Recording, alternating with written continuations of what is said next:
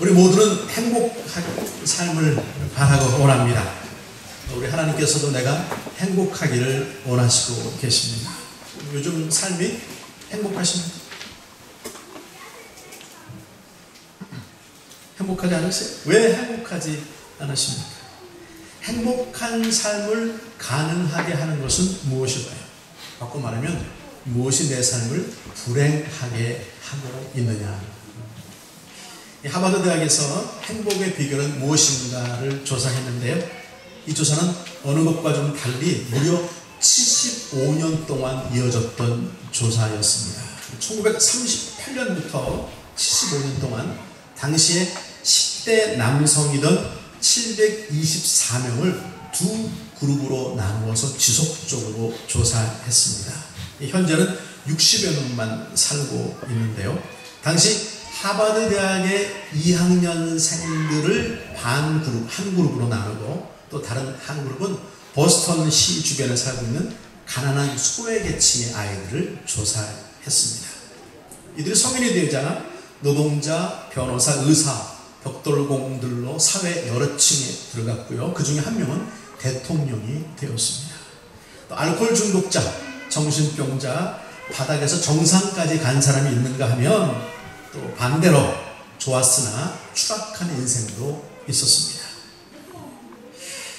그들은 오랜 시간 지켜보면서 얻어낸 결과라고 말하지만 사실은 특별한 것은 아니었습니다. 쉽게 보면 가족, 친지, 주변 사람들과 좋은 관계를 가지고 있는 사람일수록 행복한 삶을 살고 있었다라는 것입니다. 또 조사 결과에 따르면 외로움은 사람들에게 치명적인 독이었다. 외로움은 건강과 뇌 기능을 소각시키고 불행하게 하더라라는 것이었습니다. 이 사람들이 많지만 그 속에서 외로울 수도 있죠. 그런 거 느껴보셨어요? 또 주변에 몇 사람 없지만 행복한 삶을 살 수도 있습니다. 어렵고 힘든 순간에 의지할 사람이 있는 경우일수록 건강한 뇌와 행복 지수가 높았다. 또 악감정을 품고 있을수록 행복과 건강을 쉽게 잃고 있었다를 말하고 있습니다. 마크 트웨인 미국 소설가 이런 말을 남겼습니다. 인생은 너무 짧아서 다투고 언짢아하고 책임을 추궁할 시간이 없습니다. 오로지 우리에게는 사랑할 시간밖에 없습니다. 어떤 때 행복하십니까? 무언가 원하는 것들을 소유하게 되면 행복하죠. 집, 차, 옷, 가방, 신발 이런 것들.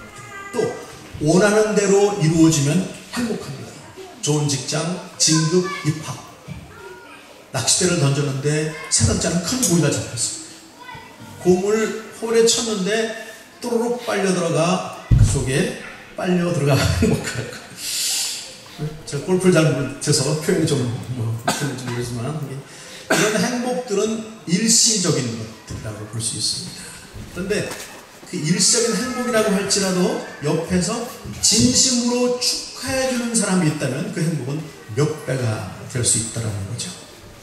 아무도 내 기쁨에 동참하지 않으면 진정한 행복이라고 말할 수 있을까요? 또 슬프고 고통스러운 순간에 위로해주는 친구가 있다면 슬퍼도 행복합니다. 좀 풀려고 말씀드렸는데 얼굴이 다 딱딱해서인데 슬퍼도 행복할 수 있죠. 인간관계는 내 가슴을 뭉클하게 하기도 하고요. 인간관계는 내 가슴을 허벼하기도 합니다. 어떻게 좋은 인간관계를 만들어서 서로 행복해 줄 수 있을까? 하나님은 어떤 방법을 가지고 계실까요? 첫째는요, 내가 먼저 사랑해야 한다. 사랑하되 먼저 사랑할 수 있느냐? 우리 이렇게 서서 위로 하나님을 사랑하며 하나님의 사랑을 받은 자답게 십자가를 만들어 주변 사람들을 사랑해야 하는 존재들입니다. 고린도전서 13장 2절 이렇게 말씀하십니다. 1절 시작. 내가 예언하는 능이 있어 모든 비밀과 모든 지식을 알고 또 산을 옮길 만한 모든 믿음이 있을지라도 사랑이 없으면 내가 아무것도 아니에요. 내가 앞날을 예언합니다. 대단하죠? 나는 모든 비밀을 알고 있습니다. 지식도 남보다 훨씬 뛰어납니다. 놀랍죠?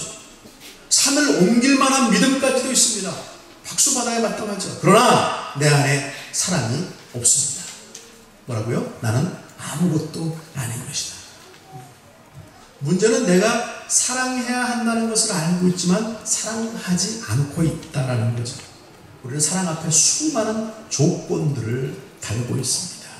무엇 때문에 사랑한다? 돈이 많아서, 잘생겨서, 예뻐서, 그가 나를 사랑해줘, 내 마음을 알아줘서. 조건적인 사랑 있을 수 있지만 조건적인 사랑은 조건이 사라지면 식어가는 사랑입니다. 참사랑이란 너 왜 사랑하니? 라고 물었을 때 딱히 대답할 말이 없는 사람이 저는 참사랑이다 라고 생각됩니다. 하나님이 우리를 향하신 사랑, 하나님은 사랑이십니다. 내가 어떤 하나라도 하나님께 사랑받을 만한 게 있으세요? 뭐가 있으세요? 틈나면 죄성이 드러나고 말씀 중심, 하나님 중심이 아니라 내 중심적인 사람이 아닙니까? 그러나 아들을 죽여주시는 사람, 성령을 보내주시고 계시는 사람, 지금도 함께 하시고 기다려주시고 다 용서하시는 사람, 그래서 내가 하나님 앞에 받고 있는 사랑은 무조건 덮어놓고 하시는 사람이다. 먼저 하시고 변함없고 조건 없는 사랑. 그래서 내가 받고 있는 하나님의 사랑은 바보 사랑인 것입니다. 사랑은, 진정한 사랑은 사람을 바보로 만들죠. 사랑받을 때는 누구나 다 행복합니다. 그러나 더 높은 차원의 행복은요, 사랑을 줄 때 오는 것인 줄로 믿습니다. 아기가 엄마로부터 받는 사랑, 엄마의 사랑은 무슨 조건이 있습니다. 아무런 조건이 없죠. 그냥 바라만 보아도 좋은 사랑이죠. 내 아기로 태어나준 것이 고마운 사랑이죠. 건강하니까 감사한 사랑, 그런 사랑을 좀 해야 되는데 정말 그런 사랑은 복된 인간관계를 만들러 우리 속에 시기와 다툼을 사라지게 할 텐데, 한 열흘 전에 큐티에 있었던 내용이죠. 내가 $10,000를 빚졌습니다. 이 $10,000가 얼마나 큰 돈인 줄 아세요? 사람이 당시에 16년을 일해서 벌 수 있는 돈이 $1입니다. 16년 곱하기 말로 다 할 수 없는 큰 빚을 제가 지고 있는 거예요.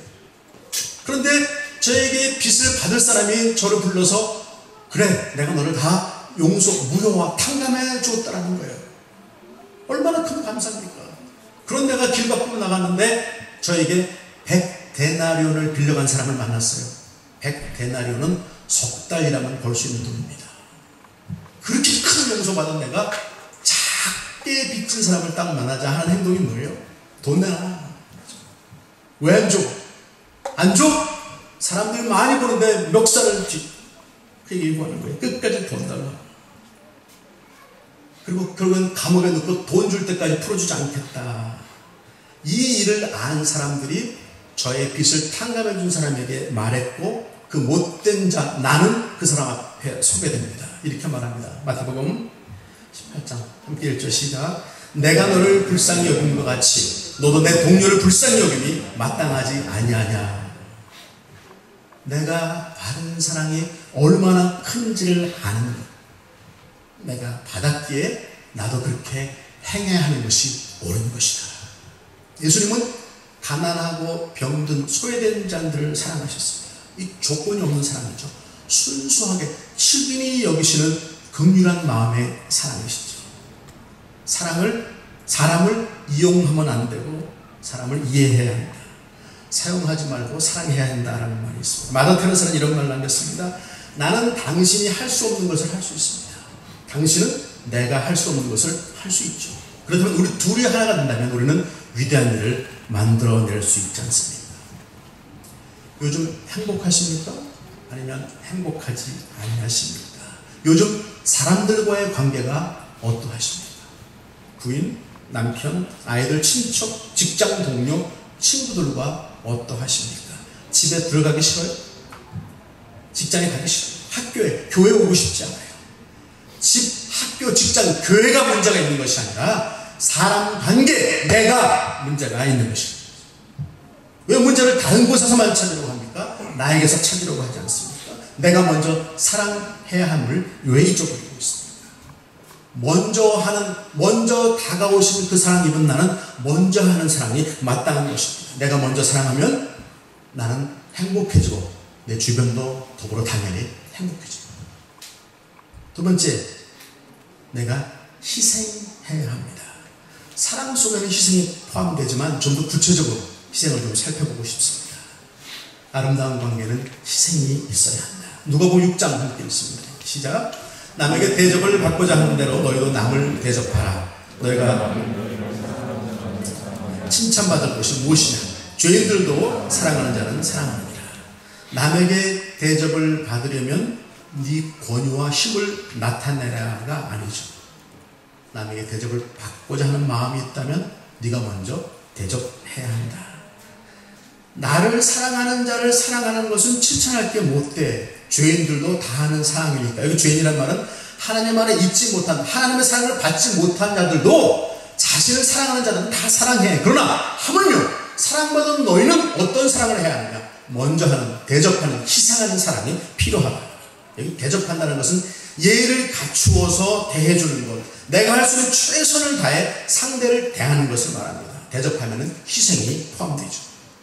내 먹을 것 다 먹고 쓰고 싶은 것 다 쓰고 내 시간 다 챙기며 불가능합니다.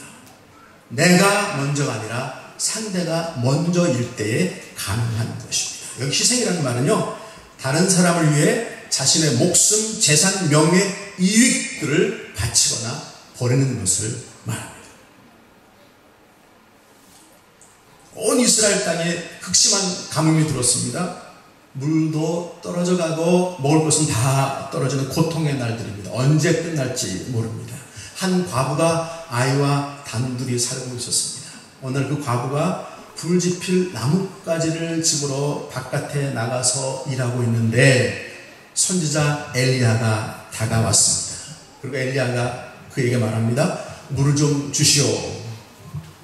그 귀한 물을 달라고 합니다. 그래도 순종해서 물을 들어가는데 혹시 떡이 있으면 좀 나눠 먹읍시다.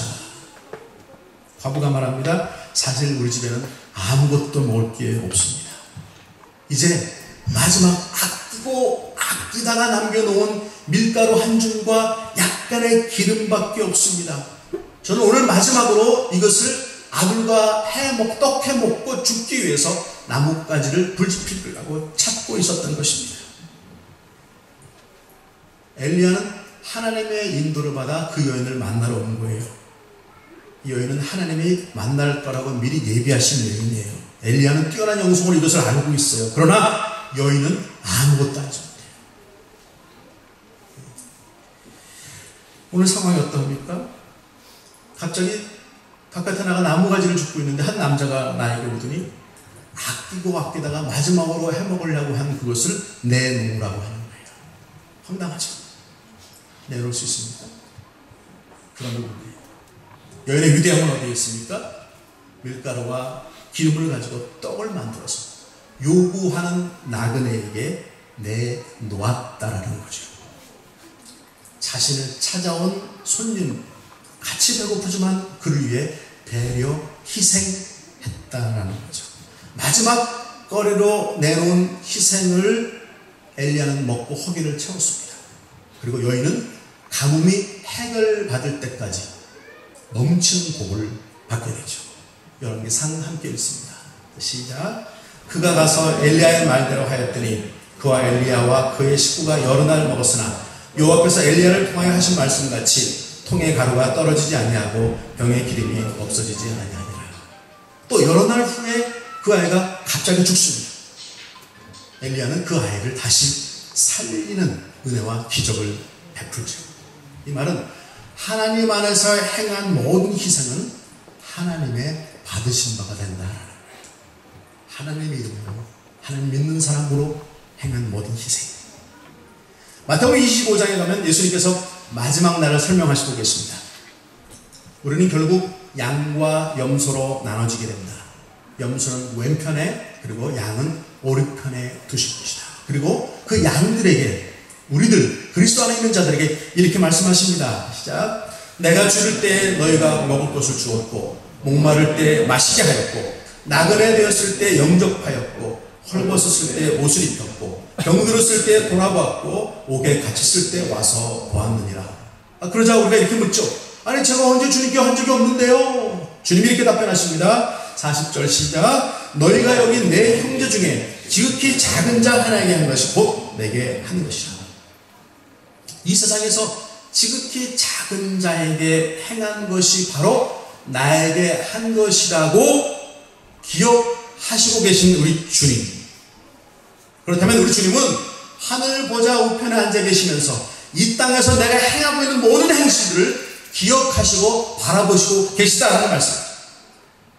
그렇다면 내가 선을 베푸는 것은 주님이 받으신다면 내가 선을 베풀고 희생하는 것은 할 만한 가치가 있다.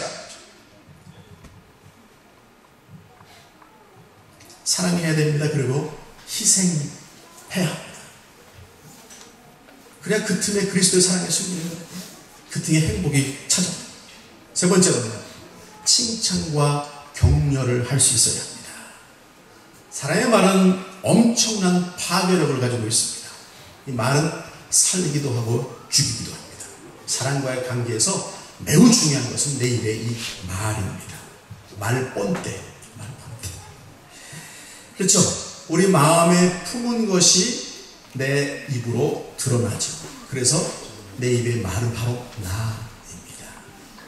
내 입이라고 함부로 말하면 듣는 사람이 상처받고 내 주변의 사람들은 다 떠나게 되죠. 누가 남아있습니까? 왜 남아있습니까? 왜 떠났습니까? 야고보서 이렇게 말씀하십니다. 3장 8절부터 10절 1절 시작. 혀는 능히 길들일 사람이 없나니 쉬지 아니하는 악이요 죽이는 독이 가득한 것이다. 이것으로 우리가 주 아버지를 찬송하고 또 이것으로 하나님의 형상대로 지음을 받은 사람을 저주하나니 한 입에서 찬송과 저주가 나오는도다. 내 형제들아 이것이 마땅하지 아니하니라. 혀는 길들이기 어렵다. 인정하십니까? 예, 저는 인정합니다. 길들이지 못한 혀기 때문에 쉬지 않고 악이 나오고 독이 가득하다. 너희는 이 한 입으로, 나는 한 입으로 찬송도 하고 저주도 하고. 이것은 바르지 못한 것이다. 찬송하는 내 입, 저주하는 내 입이에요. 감사하는 내 입, 불평을 쏟아내는 내 입. 무슨 말을 할까? 어떻게 표현할까? 내 말을 듣고 상대는 내 말을 들으시는 주님은 어떤 반응을 보이실까? 칭찬만큼 좋은 것은 없습니다. 애나 어른이나 노인들도 칭찬받으면 가슴이 뛰고 엔돌핀이 확 생기는 거예요. 지하철역 옆에 신발 고쳐주는 사람이 있습니다. 제가 한 2주 전에 걸어서 뭘 하고 있는데 오른쪽 신발에서 더거덕 소리가 나서 뭔가 못을 밟았나 밑에 보니까 신발이 다 떨어졌어요. 입을 다 벌렸어요. 사실은 15살 때 제 아들이 6년 전에 신던 신발입니다. 멀쩡해요. 신발이 발이 빨리 크니까 신발 저에게 물려주고 떠났습니다. 제가 잘 맞고 그래서 신발을 고쳐야 되겠다 싶어서 찾다가 그 메트로 옆에 있는 신발 가게 가서 신발을 고쳐달라고 내밀었더니 얼마 있다고 하고 하니까 잘 본드로 잘 붙여놓았어요. 아유 고맙다. 한 3일 지났는데 이쪽 신발에서 여전히 더덕더덕 소리가 났습니다. 그 신발을 또 갖다 맡겼더니 저를 한번 쳐다보니 아무 소리 안 고쳐줬습니다. 제 생각에 이분이랑 좀 교제를 좀 가까이 있으면 교제를 좀 하고 싶다 생각이 들어서 제가 오랫동안 신었는데 밑바닥에 조금 문제가 있는 신발을 찾아냈습니다. 그래서 그 신발을 들고 그 사람에게 가져왔습니다. 제 신발을 받아본 그 사람의 반응은 이렇게 했습니다. 야, 너는 밑에 쳐다보더니 막 갈라졌으니까 너는 신발을 도대체 어디서 사는데 다 떨어지냐? 그러더니 이 신발은 고치기도 힘드니까 갖다 버리라고. 신발을 바꿔도 탁 밀어요. 아이고 이게 참 듣는 제가 좀 민망해졌죠. 내 속에서 제가 이런 말을 막 하는 거예요. 야, 나는 너에게 일거리를 좀 주고 싶어서 신발 찾아온 거야. 당신 말고도 고치는 데 많아요. 제가 신발 한쪽 들고 수성공에게 막 야단 맞고 새 신발 하나 사신지 못하는 사람이 막 되고 그런 제 마음은 고치면 신을 수 있는 신발을 왜 버려야 돼? 그 돈을 다른 데 좀 쓰면 더 좋지. 이 사람 주인 말본때가 손님의 기분을 아주 나쁘게 합니다. 다시는 안 갈 거예요. 가야 됩니까? 안 갈 거예요. 아름다운 말로 칭찬하는 좋은 예가 아가서에 담겨 있습니다. 이 아가서는 한 여인에 대한 사랑을 표현하고 있는데요, 말로 할 수 있는 최선의 모습으로 그 여인을 표현하죠. 아가서 4장 3절과 7절 있습니다. 자, 시작. 내 입술은 홍색 실 같고 내 어엽고 노을 속에 내 뺨은 송유 한쪽 같구나. 나의 사랑은 너는 어엽고 아무 흠이 없구나. 사실 이 내용은요, 하나님께서 이 땅에 교회를 사랑하시는 의미를 담고 있는데, 또 좀 돌아가 현실을 보면 이 여인은 거칠고 험하게 자라온 여인입니다. 피부가 검습니다. 이 검은 것은 조건에서는 아름답다, 저렇게 인종하는 거 아니에요? 그런 여인인데, 별로 이렇게 특별하게 뛰어나지 않은 여인인데, 문제는 그 여인을 보는 사람의 눈과 마음이 얼마나 아름다웠는지, 그 표현이 아름다웠다라는 거죠. 내 영이 맑으면 내 눈이 맑아집니다. 내 생각이 맑아지고 아름다워지고 내 입에서 나오는 말이 다 아름답게 되는 거죠. 예? 나 이뻐 라고 물으면 이뻐 그러면 좋은데, 나 이뻐 라고 물으면 대답을 빨리 안 해주죠. 안 그러세요? 저는 그런데 저는 그런데 예, 상대방의 눈만 보고도 칭찬할 수 있는데 한번 해볼까요? 이렇게 말할 수 있습니다. 제 입으로요, 제 같은 입으로. 당신의 눈은 맑고 잔잔한 호수같구나. 그렇게 말할 수 있죠. 좀 미식거리지만 또 빠져들고 싶은 아름다운 눈이군요. 이렇게 말해줄 수 있죠. 근데 또 내 입으로 이렇게 말할 수 있어. 야, 눈곱 좀 띄고 다녀. 돌직구로 확 날려버리는 말을 할 수 있습니다. 이 칭찬과 격려 하시고 계십니까? 말로 꼭 해야 되는 것은 아닙니다. 조용히 다가가 표현할 수도 있습니다. 제가 한 경험, 잊지 못하는 경험은요, 제가 유학을 가서 24살인데 혼자 밥 해 먹어야 되지, 그 못 쫓아가는 영어 하랴 매일같이 시험 보는 거지, 너무너무 힘든 시간을 보내고 있었습니다. 그냥 빨리 집으로 돌아가거나 다 포기하고 다 죽고 싶었어요. 근데 학교에서 어떤 그 잔치가 벌어져서 친구들 다 뭐 이렇게 막 잔치해요. 근데 참여하고 싶은 마음이 조금도 안 들었습니다. 조금 있다가 바깥으로 빠져나와서 좀 먼 언덕에 이렇게 서서 이렇게 쳐다보면서 있습니다. 야, 계속 공부를 해야 되냐. 누군가 뒤에 이렇게 걸어 내려오는 것 같았는데, 오더니 제 어깨를 쫙 감싸주시는 거예요. 큰 분이. 이제 봤더니 저희 학장님이신 닥터 타이너라는 분이에요. 미국 선교사님이시죠. 등치도 큰 분. 아무 소리 안 해요. 아무 소리 안 하고 와서 그냥 어깨를 한 2분? 네. 저도 그냥 가만히, 눈물이 계속, 아무 소리 안 하세요. 영어를 못하니까 뭐 안 하시는지 모르겠어요. 아무 소리 안 하시다가 쓱 어깨를 이렇게 만져주시고 쓱 가세요. 평생 잊지 못할 경험. 진정성 없는 입으로만 하는 서비스가 아니죠. 복된 입술, 상대를 배려하고 격려하고 칭찬하는 사람들 주변에는 행복이 있습니다. 내가 그런 행복의 셈이 될 수 있습니다. 누가? 내가요. 요즘 불행하십니까? 혹은 행복하십니까?